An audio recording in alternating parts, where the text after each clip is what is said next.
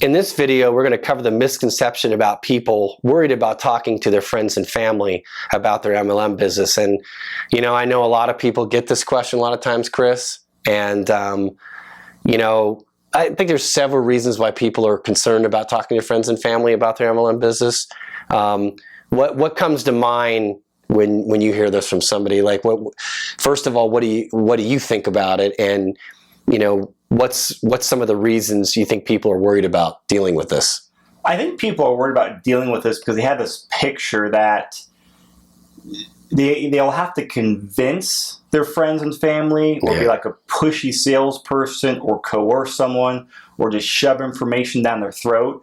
And that can be from the example I gave in the previous video about my first network marketing experience, sitting with my 2 uplines, and come from that because I did not feel comfortable, and my friend that we called did not feel comfortable. And I think the second thing is it sometimes relates back to that previous question. I don't know if I know enough people.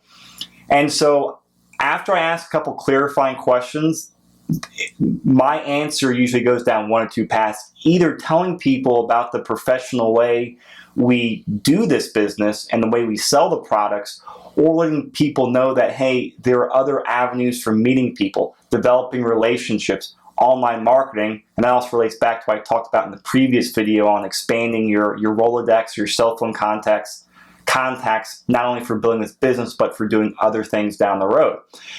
Now, when it comes to explaining to people how we're not going to convince them or shove information down their throat, it's exactly what Jason covered in the communication training.